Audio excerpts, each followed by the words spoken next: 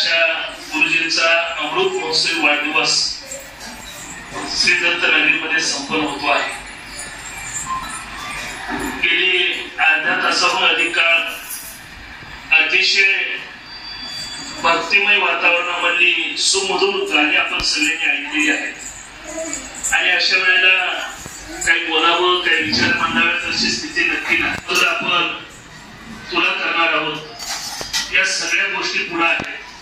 पण असं असलं तरी देखील या ठिकाणी गुरुजींचा जो अमृत महोत्सवाचा योग या ठिकाणी आमचे सन्मित्र सचिन आणि गौरीबहिणी यांनी जुळवून आणला आणि आपल्या सगळ्यांना निमंत्रित केलं. त्याबद्दल त्यांना मी मनापासून धन्यवाद देतो.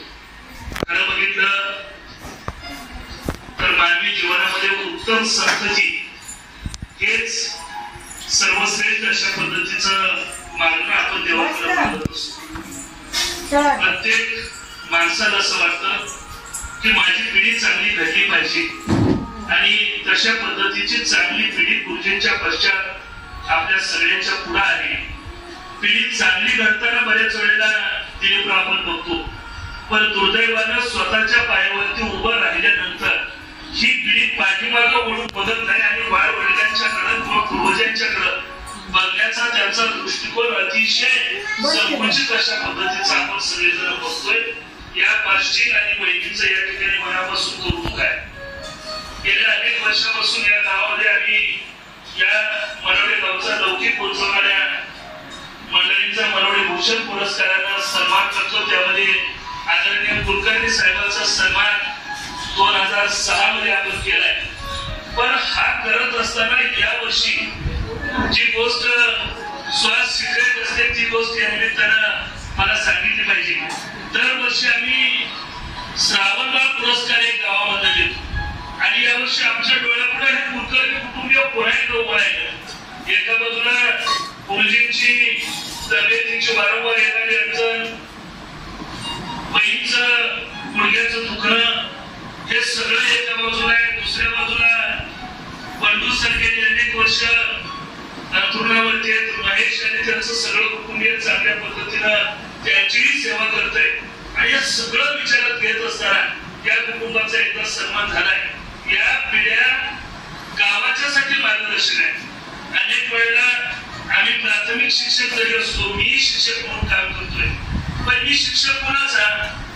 माझ्या हाताखाली शिकणाऱ्या त्या वर्गामध्ये 40 विद्यार्थ्यांचा. पण बबनभाऊजी हे केवळ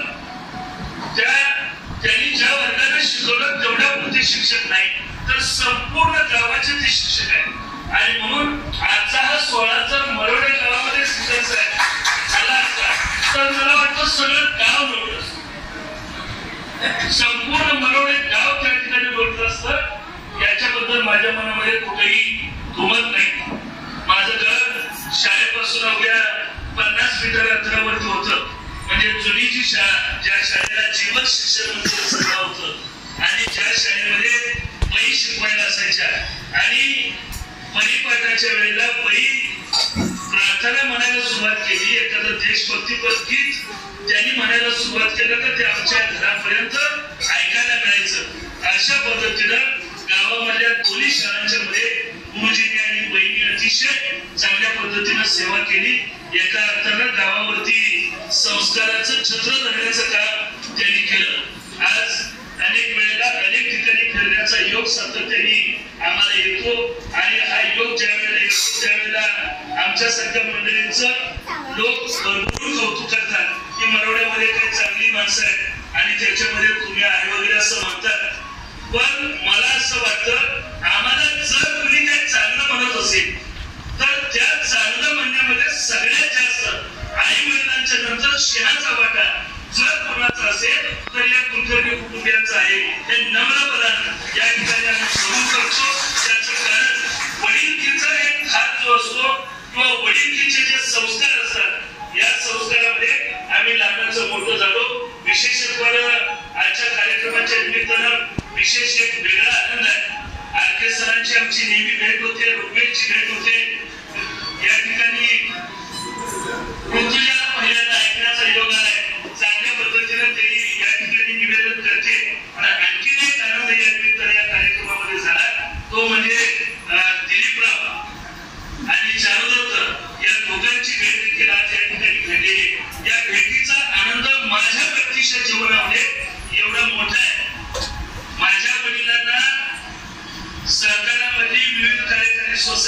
सेक्रेटरीची नोकरी यांच्या वडिलांनी कृष्णाजी पंत कुलकर्णी यांनी दिली, मल्हारपंत कुलकर्णी यांनी ती नोकरी दिली. आणि त्यामुळं आज माझ्या घरामध्ये एकूण 13 जण शिक्षण क्षेत्रामध्ये आम्ही श्वास काम करतो.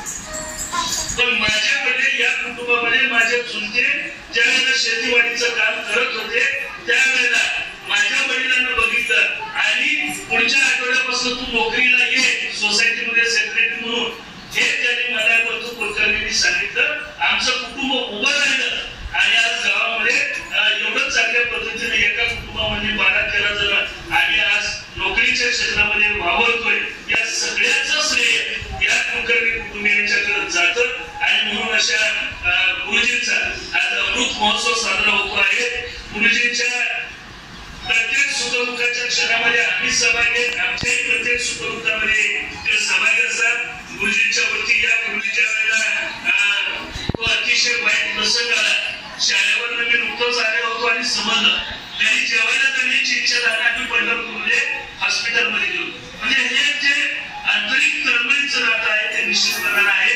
गेल्या वर्षी देखील पुन्हा त्यांना आजारपणाला सामोरं जावं लागलं. पण सचिनला आणि गौरीबाईंना मी विशेष धन्यवाद देईन की हा आदर्श संपूर्ण गावासाठी आदर्श आहे. कारण ज्या पद्धतीने आपण आईवडिलांची सेवा करताय हे भाग्य आपल्या वाटेला आलेलं आहे. संत तुकाराम महाराजांनी असं म्हटलेलं आहे, याचसाठी केला होता अट्टहास, शेवटचा दिस गोड व्हावा. म्हणजे मला असं वाटतं आयुष्याची सायंकाळ निश्चितपणाने एका सुसंस्कारित पिढीमध्ये किंवा त्याच्या नातवंडांच्या समेत या ठिकाणी घालवण्याचा योग गुरुजींना येतोय.